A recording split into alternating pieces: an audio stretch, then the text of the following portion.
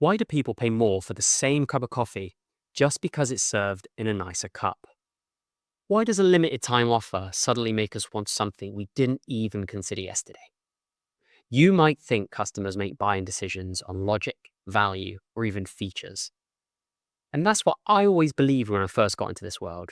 For years, I was obsessed with just data, click through rates, bounce rates, A B test results. If it didn't show up in a spreadsheet, it didn't exist. I was the classic rational marketer, building marketing funnels and campaigns that made perfect sense on paper, but they just didn't convert in the real world. And then something clicked. It wasn't the numbers that were wrong. It's that they weren't the full story.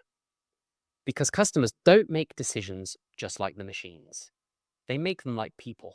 Messy, emotional, unpredictable people. Welcome back to Marketing Unzipped. I'm your host, Rob Curtis, and today we're diving into the unseen forces that shape customer behavior, the hidden nudges, the irrational fears, and the subconscious cues that drive real action. If you've ever wondered why perfectly designed campaigns fall flat, while quirky, unpolished, those terrible ones, they just go viral. This episode will flip your assumptions completely. Let's get into the psychology of choice. There's a myth we've all bought into that customers weigh up every option, compare features, calculate value, and then make a perfectly rational decision. But marketing doesn't happen in a spreadsheet. It happens in someone's head. Once I stopped treating people like algorithms and started understanding them as humans, everything changed. I discovered a whole new layer of strategy, not just built on logic, but on instinct, perception, and 100% bias. This is what behavioral economists call choice architecture. The idea that the way a decision is presented shapes the outcome, even if the options stay exactly the same. You're not changing the product, you're just changing the frame. Imagine this.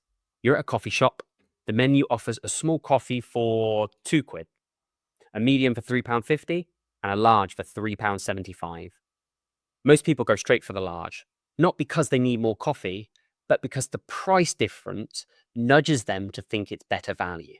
That medium option, it exists to steer the choice only. And this kind of behavioral design works because people don't make purely rational decisions. We take shortcuts.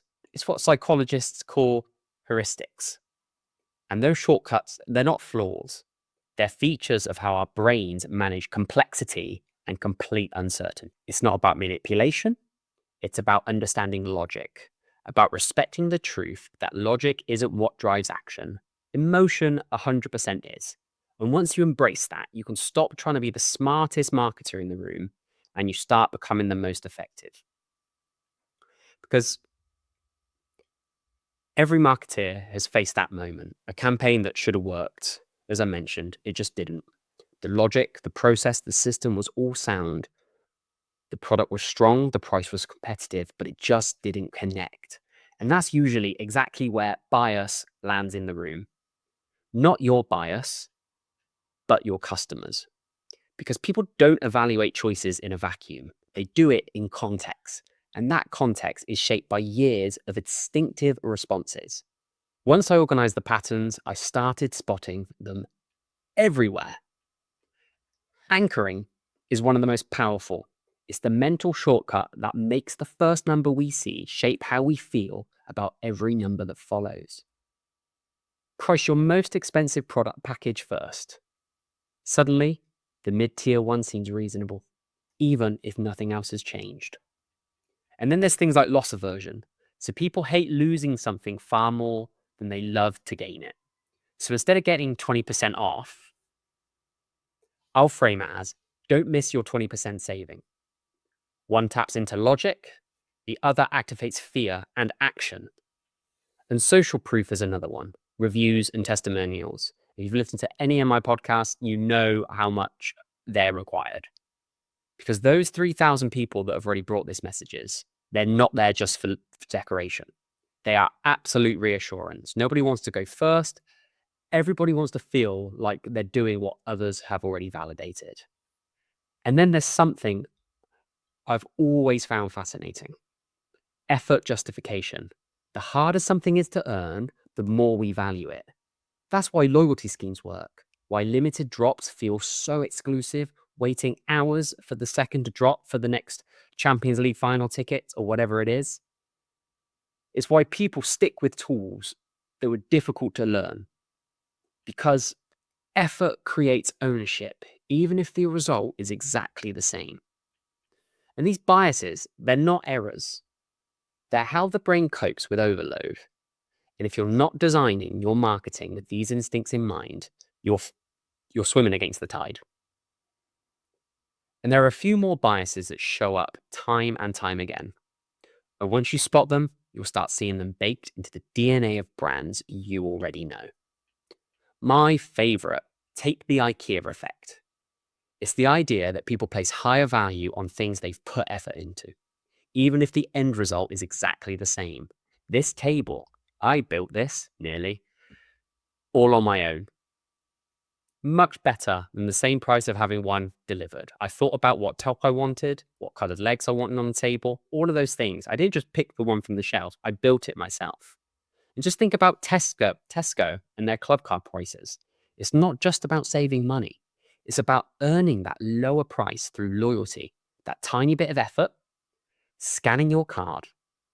Being part of something creates that ownership. It turns a passive discount into a personalized reward. Then there's a decoy effect, the art of adding a third option that nobody's meant to buy, just to make one of the others look more appealing. Sky's broadband package, perfect example. You'll often see 3 options: slow and cheap, ultra fast and expensive, or one in the middle that feels just right. The high-end one anchors the price, but the real goal is to guide you to that mid-tier option, not by persuasion, but by contrast. And finally, there's the peak end rule. This one's subtle, but so powerful. People don't judge an experience based on the full journey. They remember the emotional peak and how it ended. John Lewis's Christmas ads nail this. They build you on this journey to a single moving moment and leave you warm, memorable feeling that sticks long after the ads. The final emotion colors that entire experience.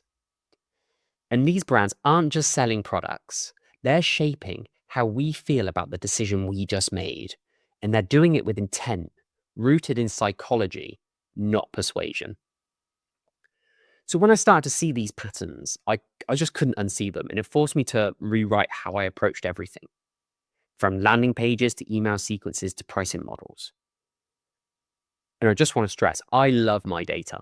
So this was a big transition for me many years ago.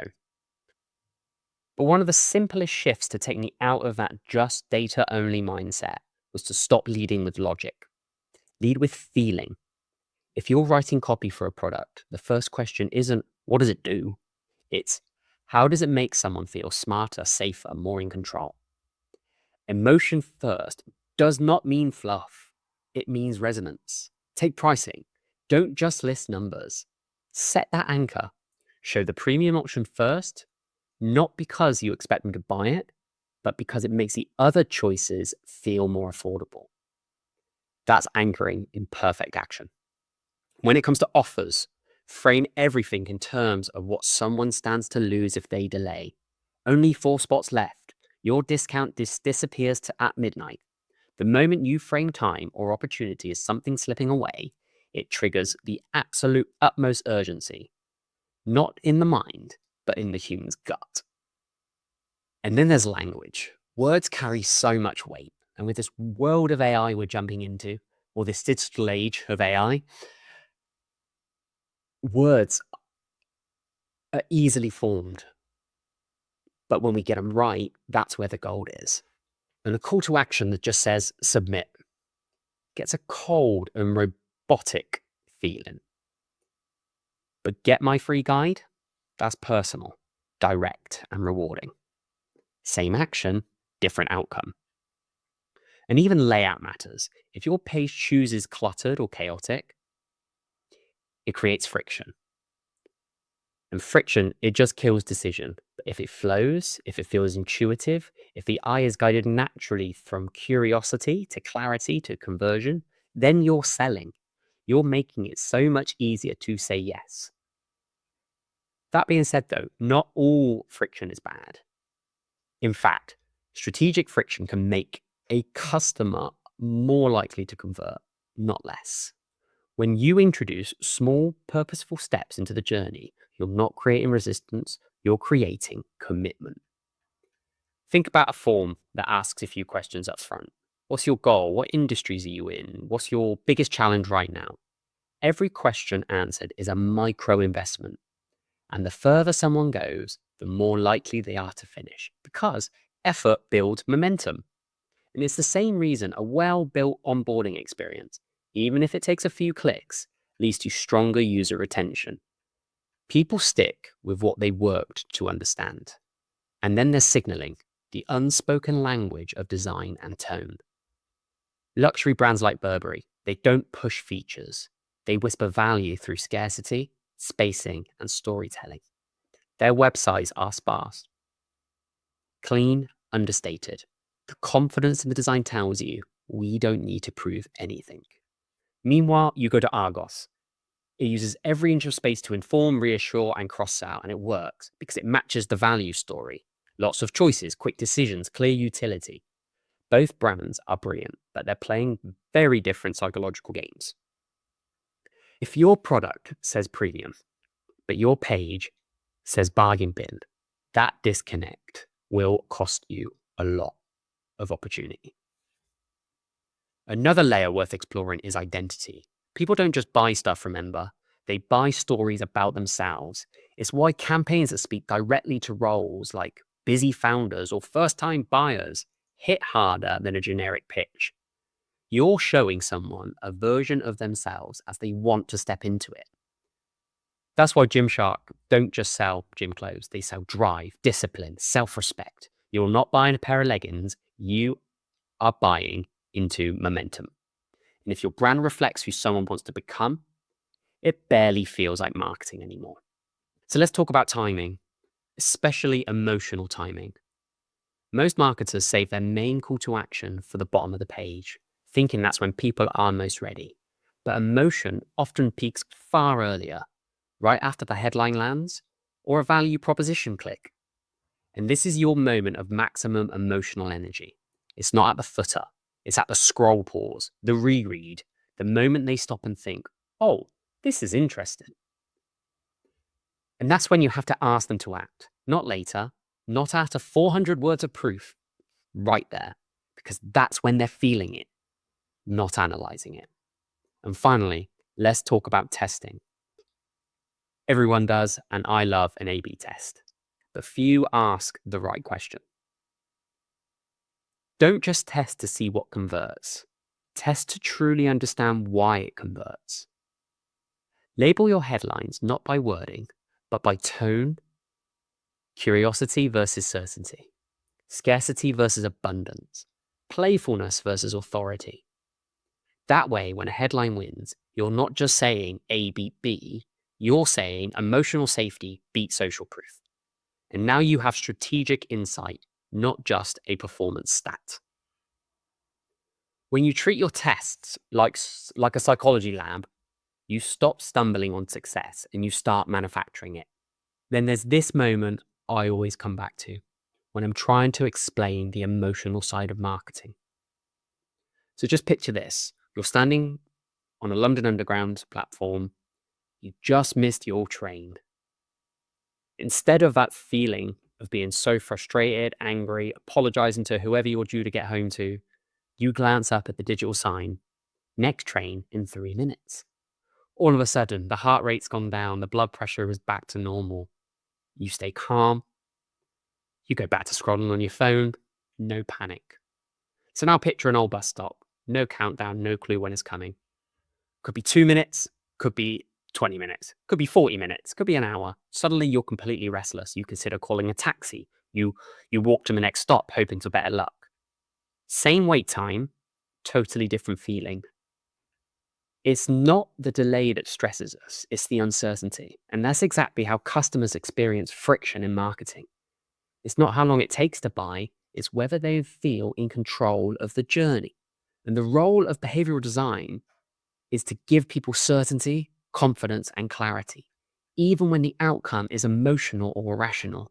You're not shortening the journey, you're lighting the path. And once I understood that, I stopped obsessing over shaving seconds off my funnel and I started focusing on that emotional reassurance. That's what changes behavior and that's what builds trust. What makes people buy, as I've said before, isn't logic. It's that emotion, context, and subtle cues we barely notice, but we so deeply feel. The more I learned into that truth and I learned my obsession with that perfect data, the better my marketing became. Because influence doesn't come from explaining better, it comes from understanding so much deeper. And here's what I want you to try this week. Take one live campaign, an email, an ad, a landing page. Don't change the offer, change the frame. Anchor the value. Add a line of social proof. Rework your CTA so it looks like a reward, not a task. Speak to the emotion first and see what shifts. If today's episode helped shift how you think, even just a little, I'd love you to do something so simple. Think of one person, a colleague, a business owner, someone who still builds campaigns based on what makes sense on paper. Please share this episode with them, not as content, but as a secret, a mindset shift, even a competitive edge. Because in the end, marketing isn't about convincing someone to want what you offer. It's about understanding why they wanted it before they even knew you existed. This is Marketing Unzipped. Thanks for listening.